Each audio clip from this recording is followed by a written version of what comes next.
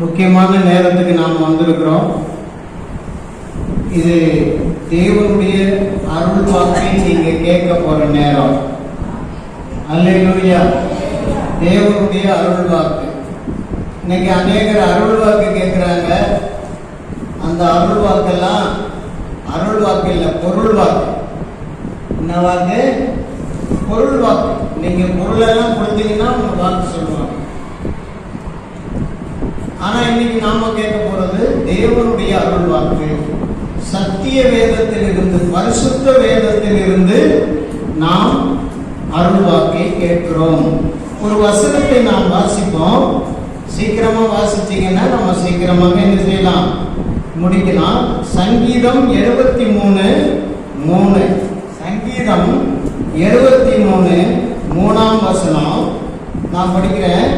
துன்மார்க்கரின் வாழ்வை நான் காண்கையில் வீம்புக்காரராகிய அவர்கள் மேல் பொறாமை கொண்டேன் அப்படின்னு எழுதியிருக்கு. அல்லேலூயா. சங்கீதம் 94:3 படிங்க ஒருத்தர். சங்கீதம் 94:3 படிக்கலாமா?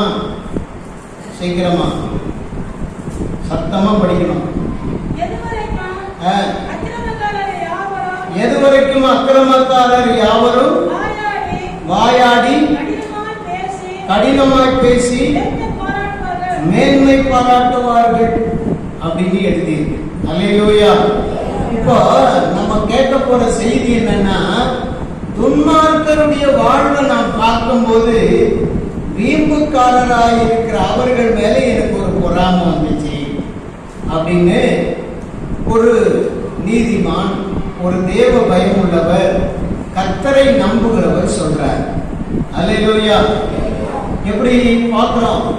அக்கிரமம் செய்யறான், அநியாயம் செய்யறான், இருக்கிறதுலயே மனுஷனை ஏமாத்துறான், துன்பப்படுத்துறான், கொள்ளையடிக்கிறான், சூனியம் பண்ணி மற்றவங்களை கெடுக்கிறான், குடும்பத்தை கெடுக்கிறான். அவெல்லாம் நல்லா இருக்கான். அவனுக்கு எந்த விதமான குறையுமே இல்லை. அவன் கூட எல்லாம் நல்லதான் இருக்கு. அவனுக்கு எந்த துன்பமும் வரல. கவனிங்க, என்ன கவனிங்க. அவனுக்கு எந்த துன்பமும் வரல. ஆனா இந்த தேவனை நம்பி அவருக்கு பிரியமாய் வாழ்கிற எனக்கு தான் நான் நாள்தோறும் வாதிக்கப்படுறேன், காலைதோறும் தண்டிக்கப்படுறேன். எனக்கு ஏன் இப்படி நடக்குது அப்படின்னு நாம ரொம்ப யோசனை பண்ற மாதிரி தான் இன்னைக்கு நடக்குது. என்ன சொல்றீங்க? கரெக்டு தானா? அல்லேலூயா. நம்ம எப்படி கஷ்டப்படுறோம், நம்ம எப்படி துன்பப்படுறோம்? 5க்கும் 10க்கும் அலையணும். ஒரு நல்ல விஷயம் நடத்தணும்னா நம்மளால கஷ்டம் தாங்க முடியல, பாட அனுபவிக்கிறோம். ஒரு இடமா போறோம், கிடைக்க மாட்டேங்குது. ஒரு 10 ரூபாய்க்கு ஒருத்தர் நம்மளை நம்ப மாட்டோம். ஆனா திருடி கொள்ளையடிச்சு ஏமாத்தி ரவுடித்தனம் பண்ணி அக்கிரமக்காரனா வாழ்றவன் நினைச்சதெல்லாம் நடக்கும். இதுல எழுதிருக்கு. தொடர்ந்து பார்த்தீங்கன்னா அவங்களுக்கு தண்ணி பரிபூர்ணமா சுரந்து வருதான். அப்படின்னா அவங்க இடத்துலதான் தண்ணி நல்லா போகுது, என் இடத்துல தண்ணி இருக்கு. நான் நல்லவனா இருக்கேன், கடவுளுக்கு பயந்து நடக்கிறேன், என் இடத்துல தண்ணி, அவங்க இடத்துலதான் தண்ணி நல்லா போகுது. அல்லேலூயா. நான் ஒரு பக்கம் விவசாயம் பண்ணியே முக்கி சாவுறேன். ஆனா அவன் 3 பக்கம் விவசாயம் பண்ணி 3லயுமே பலன் எடுக்கிறான், மகசூல் எடுக்கிறான்.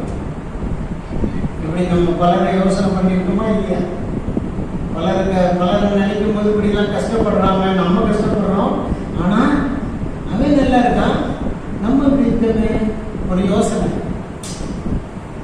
தினமும் நம்மகிட்ட இல்லாதது அவங்ககிட்ட இருக்கிறது மாதிரியும், அவங்ககிட்ட இருக்கிறது நம்ம கிட்ட இல்லாதது மாதிரியும் ஒரு ஃபீலிங், ஒரு கஷ்டம், ஒரு வேதனை, ஒரு துக்கம், ஒரு துயரம் நம்மளை மாட்டிக்கிட்டு தானே இருக்கு.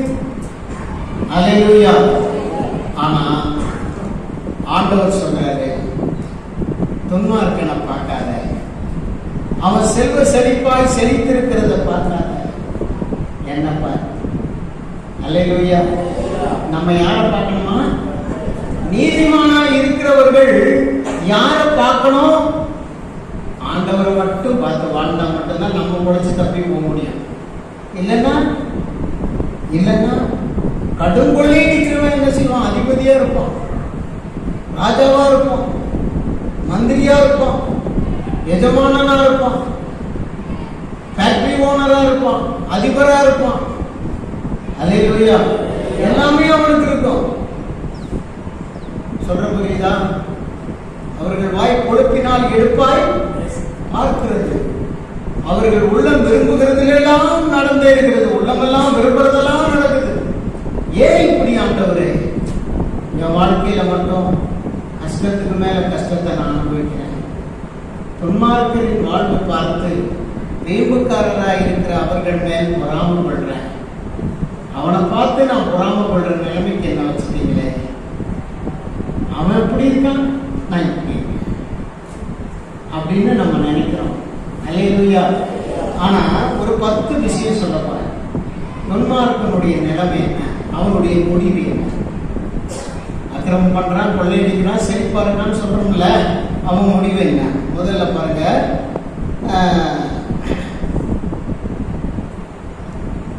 73 18 முதல் 20 வரைக்கும் உள்ள வசனத்தை படிங்க. இங்க பாருங்க, இப்படி வாழ்ற துன்மார்க்கன் நிச்சயமாகவே ஆண்டவரால் சர்க்கலான இடங்களில் நிறுத்தப்படுறான். சர்க்கலான இடங்கள்னா என்னது? ஒரு இடம் 2 இடம் இல்ல, அவனை சர்க்கலான இடங்கள்ல நிப்பாட்டுற. எப்படி? நீ தானே சொன்ன நான் எல்லாம் வச்சிருக்கேன் பெரிய ஆளுன்னு. இப்ப சர்க்கலான இடங்கள்ல கொண்டு போய் நிறுத்துற. ஏதாவது ஒரு சர்க்கல்ல அவன் நிற்கும் போது அவன் பாழான இடத்துல போய் விடுவான். அல்லேலூயா. நிச்சயமாகவே நீர் அவர்களை சர்க்கலான இடங்களில் நிறுத்தி பாழான இடத்துல போய் விழுந்துருவான். யாரு? இப்ப செழிப்பா ஆட்டம் போட்டுக்கிட்டு இருக்கான்ல, இப்ப பெரிய தாம்பிகம் பண்ணிக்கிட்டு இருக்கான்ல, அக்கிரமத்துக்கு மேல அக்கிரமம் செய்து ஒரு தீமை வராம நல்லா இருக்கான்ல, அவெல்லாம் என்ன போறான் தெரியுமா? ஆண்டவர் அவனை சர்க்கலான இடங்கள்ல நிறுத்தி, சர்க்கலான இடம்னா நிலையற்ற இடத்துலதான் அவனை கொண்டு போய் நிறுத்துவார். அவன் பாழான இடத்துல போய் புரியுதா? அல்லேலூயா. பாழான இடங்களில் அவனை விட பண்ணுகிறார். அதே 73:19 நாம படிச்சோம்னா, ஒரே ஒரு நிமிஷத்துல எவ்வளவு பாழா போறான் தெரியுமாங்க? உன்னை ஆண்டவர் பாதுகாத்து காப்பாத்தி தாங்கி சுமந்து ஏந்தி வராரு. அவன் என்ன ஆக போறான்? ஒரு நிமிஷத்துல படிமா, ஒரு நிமிஷத்துல அவர்கள் பாழாய் போகிறார்கள். அடுத்தது அவனுக்கு என்ன தெரியுமா நடக்க போது? பயங்கரங்களால் அழிந்து நிர்மூலமாயிருக்கிறான். பயங்கரங்களா அழிந்து என்ன செய்ய போறான்? நிர்மூலமாக போறான். நிர்மூலம்னா என்னது? இடம் இருந்த இடமே தெரியாம அவன் ஆண்டவர் அழிக்க போறாரு. அவன் போடுற ஆட்டத்தை எல்லாம் ஆண்டவர் பார்க்காம இல்ல, பார்த்துட்டு தான் இருக்காரு. உலகத்துல நமக்கு விரோதமாய் துன்மார்க்கர் போடுகிற ஆட்டத்தை எல்லாம் ஆண்டவர் வேடிக்கை பார்க்கிறாருன்னு நினைக்காதீங்க. ஒரு டைம் வரும், அந்த டைம்ல அவனை என்ன செய்வாரு? பயங்கரங்களால் அழிச்சு போடுவார். அல்லேலூயா. அடுத்தது 4வது பாத்தீங்கன்னா, சொப்பனம் ஒழிகிறது போல நித்திரை தெளிந்தவுடனே சொப்பனம் ஒழிகிறது போல நீர் விழிக்கும் பொழுது வேஷத்தை இகழ்வீர். அவன் என்னத்துல இருக்கா? இப்போ பணக்காரங்கிற வேஷத்துல, நல்லா இருக்கேங்கிற வேஷத்துல, எல்லாம் எனக்கு இருக்குங்கிற வேஷத்துல இருக்கான். அந்த வேஷத்தை ஆண்டவர் ஒரே நிமிஷத்துல, இப்ப நம்ம ராத்திரி படுத்து காலையில எழுந்தவங்க சொப்பனம் தெரிஞ்சு போயிரும்ல, தெரிஞ்சு போனவங்க சொப்பனத்தை நம்ம மறந்துடுவோம்ல, அதே மாதிரி அவன் வாழ்க்கையை ஆண்டவர் முடிச்சு விட்டுருவோம். அல்லேலூயா. நமக்கு எதிராக எழும்புறவன், நமக்கு விரோதமா இருக்கிறவன், நல்லவங்களுக்கு விரோதமா செயல்படுறவன், சபைக்கு விரோதமா செயல்படுறவன், சத்தியத்துக்கு விரோதமா செயல்படுறவன், தேவ பிள்ளைகள் வாழக்கூடாதுன்னு நினைக்கிறவன் ஒரு நிமிஷத்துல உனக்கு முன்னாலே இல்லாம முடியும். இது தேவனுடைய வாக்குத்தத்தம். அல்லேலூயா. அல்லேலூயா. 1 சாமுவேலின் புத்தகம் 2ஆம் அதிகாரம் 9ஆம் வசனம் சொல்லுகிறது, அவன் என்ன மாதிரி ஆவான்ட்டு.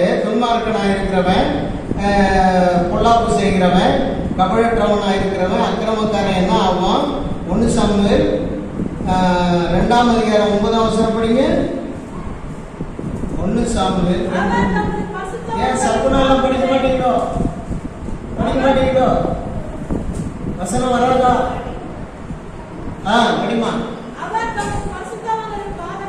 அவர் தமது பரிசுத்தவான்களின் பாதங்களை காப்பார், துன்மார்க்கர் இருளிலே மௌனமாவார்கள், மேற்கொள்வதில்லை. அல்லேலூயா, மேற்கொள்வதில்லை. அப்ப துன்மார்க்கர் என்ன செய்ய போறான்? இருளிலே மௌனமா போறான். அப்படின்னா என்னது? அந்தகார இருளுக்குள்ள, நரக இருளுக்குள்ள அவன் மௌனமா போயிடும். ஆண்டவர் இல்லாத வாழ்றவன், துன்மார்க்கமா வாழ்றவன், மோசமா நடக்கிறவன், அக்கிரமம் செய்கிறவன், ஏழைகளை கொள்ளையிடுறவன், ஏமாத்துறவன் என்ன போறான்? இருளிலே மௌனமா. அப்படின்னா என்ன அர்த்தம்? அவனுக்கு பங்கு இருட்டுதான். இருட்டுக்குள்ளதான் அவன் கிடக்க போறான். வெளிச்சத்துக்கு வரப்போறதே இல்லை. அல்லேலூயா, அல்லேலூயா. சங்கீதம் 1:5 பார்த்தீங்கன்னாக்கா, துன்மார்க்கர் நியாய தீர்ப்பில் நிலை நிற்க மாட்டார்கள். துன்மார்க்கர் நியாய தீர்ப்பிலே நிலை நிற்க மாட்டார்கள். அல்லேலூயா. துன்மார்க்கர் நிலை நிற்க மாட்டார்கள். துன்மார்க்கர் நியாய தீர்ப்பிலும் பாவிகள் நீதிமான்களின் வழியிலும் நிலை நிற்பதில்லை. அல்லேலூயா, அல்லேலூயா. இந்த துன்மார்க்கமா இருக்கிறவன் ஆண்டோடைய பார்வையில நிலைநிக்க மாட்டான். ஆண்டோடைய பார்வையில நிலைநிக்க மாட்டான். கர்த்தருக்கு ஸ்தோத்திரம். அல்லேலூயா, அல்லேலூயா. எனவே நாம் என்ன செய்யணும்? துன்மார்க்கனை பார்த்து சோர்ந்து போயிடக்கூடாது. அக்கிரமக்காரன் நல்லா இருக்கானே, என் வாழ்க்கைக்கு விரோதமா நடந்தவன், என்ன அழிச்சவன், என்ன ஒண்ணுமில்லாம ஆக்கி வேடிக்கை பார்க்கிறவன், நான் கஷ்டப்பட்டு நடந்து போகும்போது என்ன பார்க்கிறவன், சந்தோஷப்படுறவன் நல்லா இருக்கானே, எனக்கு பணம் இல்லையே, பொருள் இல்லையே, வியாதியா இருக்குது, எனக்கு ஒரு வீடு இல்லையே, எனக்கு ஒரு இடம் இல்லையே அப்படின்னு தவிக்கிறவங்களை பார்த்து நான் சொல்றேன், அவன் என்ன செய்ய போறான்? நியாயத்திற்குள்ள நிலைநிக்காம போறான். ஆண்டவர் அவனை பார்க்கும்போது நிலை நிக்க மாட்டான். ஆண்டவருக்கு முன்னால நிலை நிக்காம நரகத்தில் போய் ஆட்டோமேட்டிக் போய் விட போறான். அல்லேலூயா, அல்லேலூயா. சங்கீதம் 11:6 பார்க்கும்போது 11:6 படிங்க. சங்கீதம் 11:6. துன்மார்க்கர் மேல் கண்ணிகளை வரிசிக்க பண்ணுவார், அக்கினியும் கந்தகமும் கடுங்கோடை கொந்தளிப்பும் குடிக்கும் பாத்திரத்தின் பங்கு. அல்லேலூயா. என்ன செய்ய போறார்? ஆண்டவர் கண்ணிகளை வருவிக்க போறார். அவன் கண்ணில சிக்க போறான். ஆண்டவர் போடுற கண்ணில அவன் என்ன செய்ய போறான்? சிக்க போறான். சிக்கி மாட்டி தவிக்க போறான். நம்மளை அழிக்கணும்னு நினைச்சான்ல, அவன் வர்ற வழியிலேயே கண்ணில மாட்டிடுவான். அல்லேலூயா, அல்லேலூயா. கர்த்தருக்கு ஸ்தோத்திரம். கடைசியா சங்கீதம் 3:17 படிக்கும். 3:17.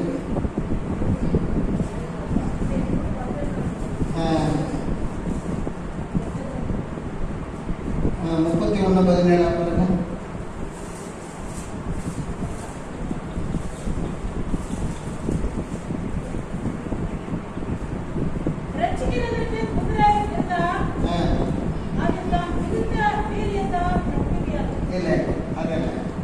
பாருங்க, நம்ம என்ன படிச்சோம்? ஒரு துன்மார்க்கனுடைய வாழ்வை குறித்து படிச்சோம். எல்லாம் கவனிக்கிறீங்களா? உற்சாகமா இருக்கீங்களா? அல்லேலூயா சொல்லுங்க. அல்லேலூயா, அல்லேலூயா. அடுத்தது பாருங்க, சங்கீதம் 37:34. 37:34 படிங்க. 37. கர்த்தருக்கு காத்திருந்து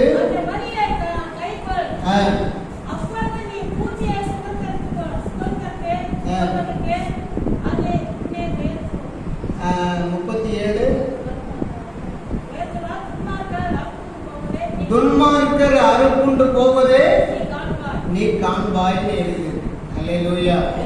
துன்மார்க்கர் என்ன செய்வான்? அறுப்புண்டு போவான். அறுப்புண்டு போவான்னா என்ன அர்த்தம்? ஒரு செடி வளர்ந்துகிட்டே இருக்கு, அந்த செடிய அப்படியே குறுக்க பிடிச்சி ஒரு அறுத்துட்டோம்னு வச்சுங்க, அது மறுபடியும் வளருமா? வளர. அப்படியே வேற பிடிச்சி அறுத்து விட்டோம்னா அது வளர.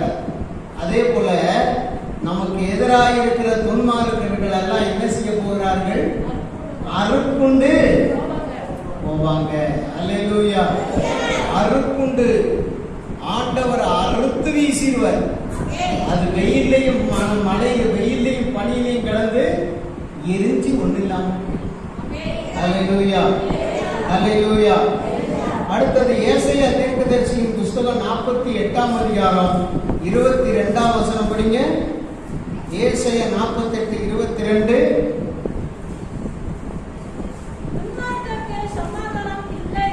துன்மார்க்கருக்கு சமாதானம் இல்லை என்று கர்த்தர் சொல்லுகிறார். எல்லாம் இருக்கும், பணம் இருக்கும், பொருள் இருக்கும், எல்லா விதமான ஆசீர்வாதமும் இருக்கும். ஆனா துன்மார்க்கனுக்கு என்ன இருக்காது? சமாதானம் இருக்காது. அல்லேலூயா. அல்லேலூயா. துன்மார்க்கருக்கு சமாதானம் இல்லை என்று கர்த்தர் சொல்லுகிறார். அல்லேலூயா.